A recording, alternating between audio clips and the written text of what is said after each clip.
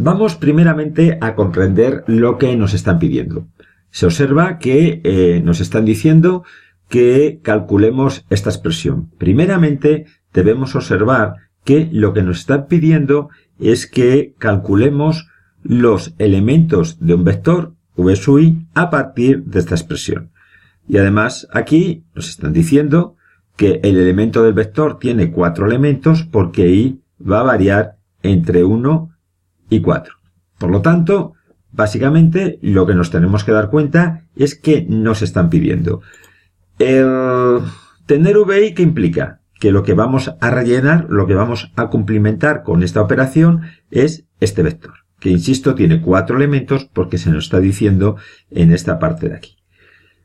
Esto es una notación que lo único que significa es que cuando i vale 1, tenemos que calcular el valor del primer elemento del vector, de v sub 1, porque i vale 1. ¿Y qué metemos en este elemento? 5 más p. ¿Por qué?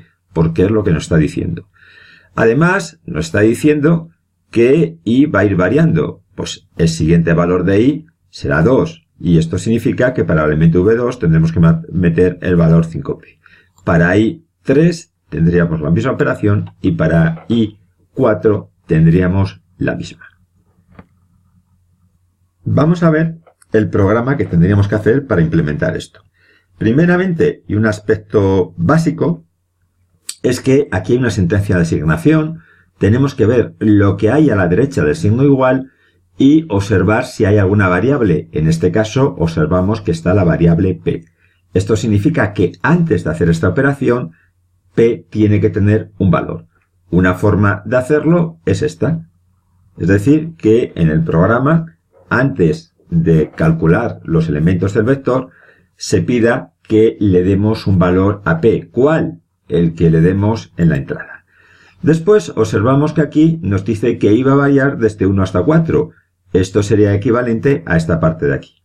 Para i, comenzando con el valor 1 hasta 4, ¿qué vamos a hacer? Vamos a hacer un conjunto de operaciones hasta donde ponga el en. Es decir, que cuando pongamos un for, siempre tenemos que poner un en.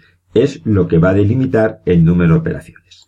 Bien, en este caso, este proceso equivale a esta parte del programa. Observar que lo que estamos haciendo es que para i igual a 1, sustituimos aquí el valor i por 1 y que tenemos v sub 1 igual a 5p, que es esta operación. Llega por aquí, da una vuelta más y vale 2. Por lo tanto, v sub 2 es igual a 5 más p. Y sucesivamente tendríamos este proceso. Vamos a ejecutar el programa, le damos el valor de p, por ejemplo el 6, y una vez que le damos el valor de p, lo que va a hacer el bucle, y vamos a ver que el vector v, todos los elementos del vector v, va a tener el número 11, 5 más 6. Bien, hemos visto cómo hacer una estructura repetitiva. Hemos visto cómo hacer un cálculo repetitivo donde va a asignar a cada elemento del vector la misma operación. Haciendo un repaso general, hemos visto primero la variable donde vamos a guardar el resultado, es un vector, y cómo varía la variable. Normalmente se nos va a dar de esta forma, es decir, nos van a decir que calculemos los elementos en este caso de un vector, donde se va a repetir esta operación n veces. Por lo tanto, el proceso que estamos haciendo es este. Vamos a ir metiendo a cada elemento del vector desde 1 hasta n. ¿Esto qué quiere decir? Bueno, pues esto lo único que quiere decir es que este proceso lo vamos a calcular para un vector de n elementos. Aquí lo hemos hecho para un vector de 4 elementos. ¿Cómo haríamos esto? Bastante sencillo. Pues, por ejemplo, podríamos poner n, voy a ponerlo en minúscula, perdón, n igual a input e introducir número de elementos del vector.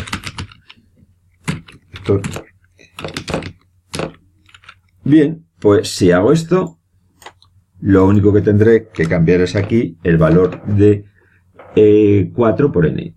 De esta forma, al ejecutar el programa, nos va a pedir que le digamos los elementos del vector, por ejemplo 6, que le demos el valor de P, por ejemplo 2, y el sistema, como veis, va a calcular, en este caso, un vector de, vamos a verlo, ¿cuánto era? De 6 elementos, ver que aquí tiene N6, y bueno, y habrá calculado la suma, en este caso, de 5 más 2, que es 7. Observar que P tiene el valor de 2, por lo tanto, 6 elementos y el valor 7. Bueno, pues hemos visto cómo utilizar un bucle for para hacer una sentencia repetitiva, para dar un valor a cada elemento del vector, en este caso, el mismo. Por esta cuestión es por lo que se suele decir que los bucles for están muy ligados a los vectores.